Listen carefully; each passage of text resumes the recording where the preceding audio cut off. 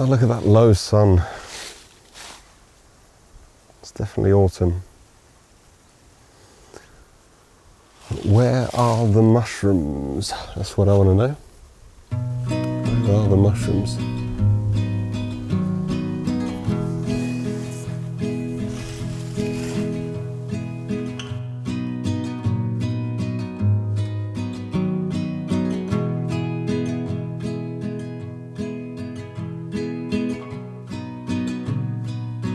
One, two, 1,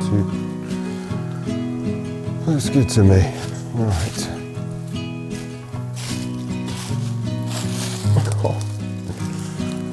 Oh, that's comfortable. Thank you, tree. Hello there and welcome back to Fieldstudy, an exploration of wild food and the landscape.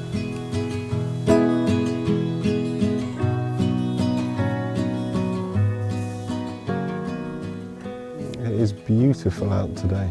And we're just sliding our way into autumn. Everything's still really vivid green though.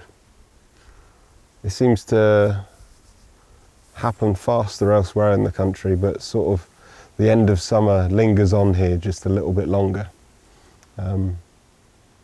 It's a beautiful thing, but we're in that sort of strange purgatory between the seasons, that transition period. So I'm getting very excited for the mushroom glut that I hope will happen. And I'm just making the most of the sort of summer harvests that I might have missed out on. Red squirrel. Hello. Hello, mate.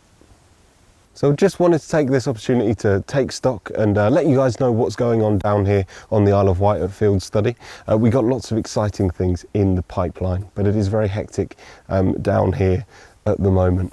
More on that later. I've taken on so many projects that sometimes it can be a little bit frustrating when I can't get them all done. I don't know if it's the same for you guys, if you're mushroom foragers out there, but it seems to be a little bit late in coming this season, or at least it is around my part of the island, my village. So we had a big sort of mushroom glut in late July with lots of the rain that we had, and then it seems to have like died off. And I'm just waiting for a sort of autumnal glut to come through, and I really hope it does, because my stores of dried mushrooms are diminishing somewhat. But there's still time. I need to worry less, I guess. So as many of you will know, this is not my full-time occupation. I want it to be at some point down the line, but at the moment this only makes up part of my working week, making weekly videos for you about wild food and the outdoor landscape. And it's what I love. It is my passion subject. It's the thing that I love the most.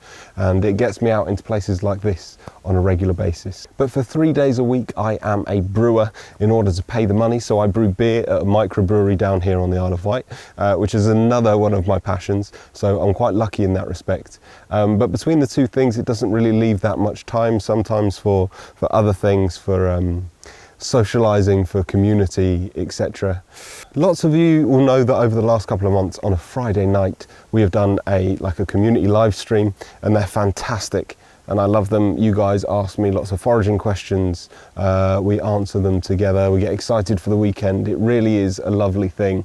But I'm going to have to press pause on that at the moment. Like I said earlier, I have taken on too many projects, and that Friday evening chunk of time would really be useful and beneficial to me at the moment. So I am going to say that I'm not going to do them every week anymore, and I know some of you will be disappointed. They are not going to be a weekly thing. They will be as and when up till Christmas. We'll trial that, and then like we did last year when I started up the whole live streaming thing, then we're going to do it every week again going into the spring, because that dark period of the year when there isn't much to go out and forage for, and we are stuck indoors a lot, and lots of the people that live in towns and cities and things don't have places like this where they can come to connect to the outside world. I know that those chats in the evenings meant a lot to you. So we will resume it weekly when the nights get really, really dark around Christmas time. But for now, I'm just going to go live as and when. I'll probably do a couple of live mushroom walks. I think that will be quite interesting over the course of the autumn.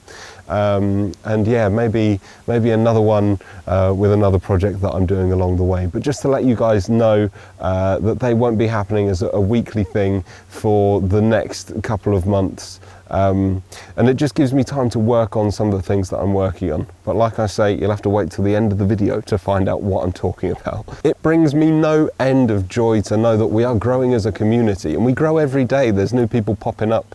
I get people messaging me all the time, being like, I just found your videos. And yeah, welcome to the party if you're one of them people. I do a video every week from down here on the Isle of Wight about wild food, foraging, this beautiful landscape, living things, and anything that piques my curiosity, really.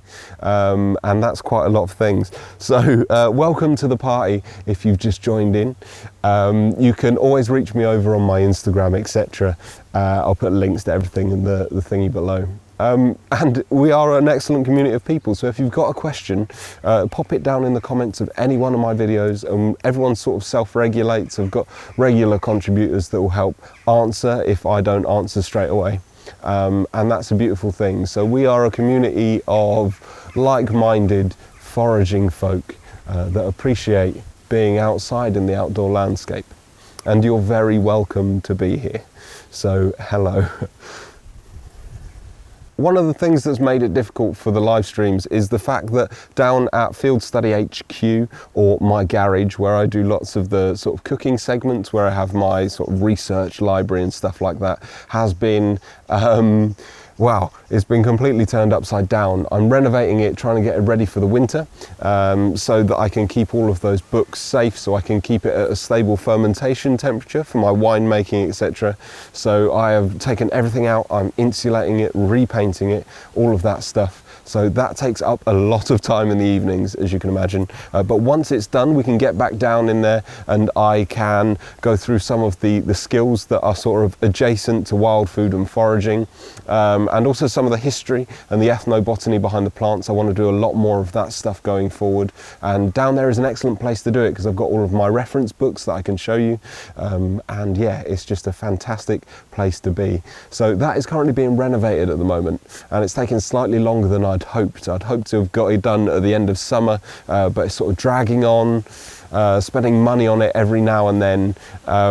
But yes, so that's one of the projects that I've got going on.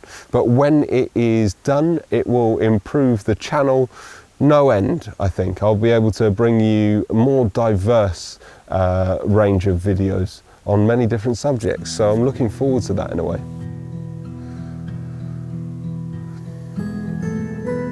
Anyway, just to let you know, I am absolutely fine. I haven't dropped off the face of the planet. I am here among the trees where I usually am. I also find this time of year is really good for reflection. It's an excellent moment to sort of pause, to observe the dying of the season that's just gone before, and to think about all the things that that means, to make plans, preparations. And yeah, I've been doing a lot of that recently. Anyway, thank you very much for watching. I'll be back in a couple of days with a recipe video that I've been working on. And as soon as mushroom season hits, we're going to be making mushroom videos like they're going out of fashion. So I hope you're all well wherever you are. And for more foraging videos from this beautiful landscape, hit the subscribe button. And I'll see you next week. Take care. Right, hello. I may have just made a mistake. I've just bought a boat.